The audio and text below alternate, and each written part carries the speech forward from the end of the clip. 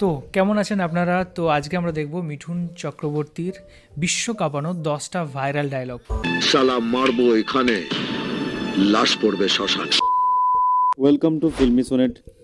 হিন্দি সিনেমার পাশাপাশি বাংলা সিনেমার এক জনপ্রিয় সুপারস্টার হলেন মিঠুন চক্রবর্তী।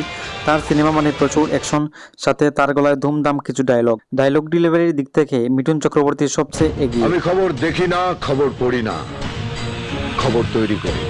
তার এমন কোনো সিনেমা নেই যেখানে কোনো হিট ডায়লগ নেই। তো ভিউয়ার্স, আজকে আমরা মিঠুন চক্রবর্তীর গলায় সেরা 10টি ডায়লগ শুনবো। Number 1, tiger. 2007 সালে স্বপন সাহা পরিচালিত এই সিনেমায় মিঠুন চক্রবর্তীর গলায় একটি পাওয়ারফুল ডায়লগ শোনা যায়। কমা নয়, দাঁড়ি নয়, একদম ফুল স্টপ। সিনেমায় এই ডায়লগটি পরিচালক স্বপন সাহা নিজেই লিখেছিলেন। এতে আড়ং ধোলাই, বিতে বেডে শোয়াই, সিতে চিতায় ওঠাই, আর টিতে ডং ডাঙা ডং ডং। নাম্বার 2, অভিমন্যু। সিনেমার এই ডায়লগটি আজও লোকেদের মুখে শোনা যায়।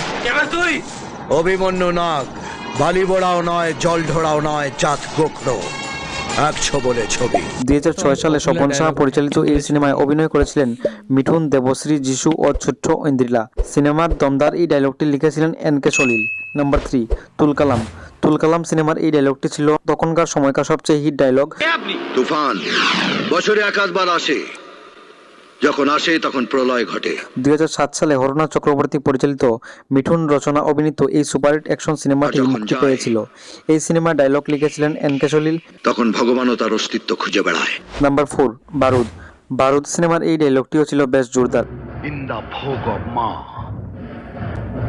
মায়ের ভোগে যাবার জন্য তৈরি হ।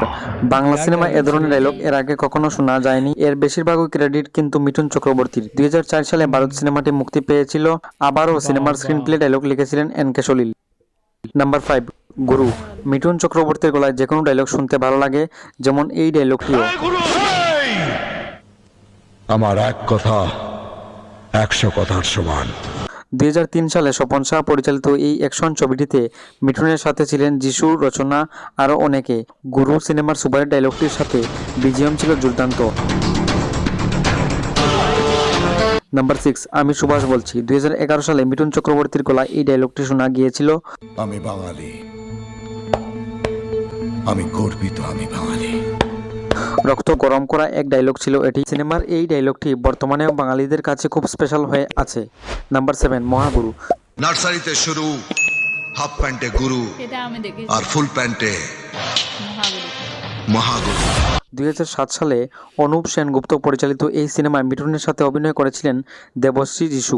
সিনেমার এই ডায়লগটি লিখেছিলেন এন.কে. সলিল। নাম্বার 8, চিতা। মিঠুন চক্রবর্তী অভিনীত এই সিনেমায় প্রচুর অ্যাকশন, তার সাথে মারাত্মক ডায়লগ শোনা যায়। সাপের ছোবল আর এই চিতার খাবল, যেখানে পড়বে 2.5 কেজি মাংস তুলে নেবে। 2005 সালে এই সিনেমাটি মুক্তি পেয়েছিল। সিনেমার ডায়লগ লেখার দায়িত্বে ছিলেন এন.কে. সলিল। নাম্বার 9, যুদ্ধ। 2005 সালে রবি কিনাগি পরিচালিত এই সিনেমায় অভিনয় করেছিলেন জিৎ, কোয়েল, মিঠুন, দেবশ্রী। আমি যেখানে পা রাখি সেই জায়গাটা প্রথমে গরম হয়, তারপর আগুন জ্বলে, শেষ হয় ছাই হয়ে। এই সুপারহিট ডায়লগটিও লিখেছিলেন N K. Salil. Number 10, MLA Fatakeshto. Bangla সিনেমার one of the best dialogue হচ্ছে এই ডায়লগটা। শালা মারবো এখানে, লাস্ট পড়বে শ্মশান। লাশ পড়বে শ্মশানে। এই ডায়লগটা বাংলার বাইরেও অনেক জনপ্রিয়। এই দুর্দান্ত ডায়লগটি লিখেছিলেন এন.কে. সলিল। এন.কে. সলিলকে এই সিনেমায় ছোট একটি চরিত্রে অভিনয় করতেও দেখা গিয়েছিল। বাড়ি তো হয়নি স্যার, শুধু মহাভিযোগ হয়েছিল। রেশন কার্ড দেখে সবার নাম টাম লিখে সই টই করিয়ে নিয়ে গেল, তারপর বাড়ি ছবি দেখিয়েছে, বাড়ি তৈরি করে দেয়নি। 2006 সালে স্বপন সাহা পরিচালিত এই সিনেমাটিতে সেই সময় 7.5 কোটি টাকার বেশি আয় করেছিল। সিনেমার ডায়লগটি আজও রিপিটেডলি ভাবে লোকের মুখে মুখে শোনা যায়। আমি খবর দেখি না, খবর পড়ি না, খবর তৈরি করি। তো আমরা দেখলাম এখানে মিঠুনের বিশ্ব কাঁপানো 10টা ভাইরাল ডায়লগ।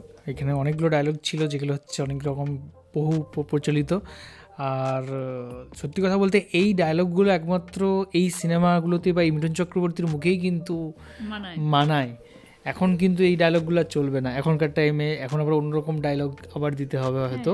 এগুলো অনেকদিন আগের সিনেমা, কিন্তু অনেকদিন আগের হলেও তখনও যেমন জনপ্রিয় ছিল, এখনও সেই ততটাই জনপ্রিয় আছে। আর মিঠুন চক্রবর্তীর আমার প্রতিটা সিনেমাই খুব ভালো লাগে, আর অনেক সিনেমা দেখেওছি। আর মিঠুন চক্রবর্তীকে অনেকে পছন্দ করে। আমার দাদুরা তখন দেখতেন, দাদুদের সাথে দেখতাম, তখন দাদু মিঠুন চক্রবর্তীকে খুব পছন্দ করতে। এরকম অনেক বয়স্ক ব্যক্তি আছেন, এমন অনেক আমাদের মতো আছে যারা মিঠুন চক্রবর্তীকে মানে প্রচুর পছন্দ করে। আর প্রচুর ডায়লগগুলো মানে মিঠুন চক্রবর্তীর মুখে যে ডায়লগগুলো খুব সুন্দর শুনতে লাগে। আমি অনেক সিনেমা দেখেছি, আমার এখনও মিঠুন চক্রবর্তীর সিনেমা দেখতে খুব ভালো লাগে। আর এই ডায়লগগুলো শুনলে মনে হয় যেমন সে আমরা অনেক দিন আগে ফিরে গেছি। তখন এর যে সিনেমাগুলো সবাই মিলে একসাথে দেখা হতো, তারপরে এক একটা ডায়লগ দারুণ সুন্দর শুনতে লাগতো। আমার অনেকগুলো ডায়লগ মুখস্থ আছে। এই যে সেই লাস্ট পড়বে শ্মশানে, এটা তো তখন সবার মুখে মুখে চলতো। প্রচুর ভালো লাগলো অনেক দিন পরে এই মিঠুন চক্রবর্তীকে দেখে। একদম, তুমি শুধু অনেকদিন পরই মিঠুন চক্রবর্তীকে মানে দেখছো। অনেকদিন পরে বলতে আমি অনেকদিন পরে দেখছি। মিঠুন চক্রবর্তী তো প্রজাপতি 2 সিনেমাটায় আছেন, ওটা তো আমাদের এখনও দেখা হয়নি। মানে অনেক সিনেমাই করছেন, কিন্তু আমার এই যে আগেরগুলো দেখলাম, এই আগের সিনেমাগুলো এটা আমি অনেক দিন পরে দেখলাম, এগুলো অনেক ছোটোবেলায় দেখেছি। আচ্ছা, তো এই ছিল আজকের ভিডিও। আপনি বলুন যে আপনার এদের মধ্যে যে কোন ডায়লগটা সবচেয়ে বেশি ভালো লাগে আপনাদের। তো এখনকার মতো এই পর্যন্তই, দেখা হবে পরবর্তী ভিডিওতে। আর তোমার মিঠুন চক্রবর্তীর সিনেমা কেমন লাগে? তুমি তো বলেই দিলে, আমার তো ভালোই লাগে, তো বলেই দিলাম। বললে না, তার জন্য বললাম। আচ্ছা ঠিক আছে, তুমি বলা মানেই আমার বলা। ও বাবা, ও বাবা, আমারও খুব ভালো লাগে। আর সব কটা ডায়লগই এখানে সুপারহিট ছিল। অ্যান্ড সত্যি কথা হলো বলতে আমারও প্রতিটা ডায়লগ খুব ভালো লেগেছে। তো চলো, টাটা।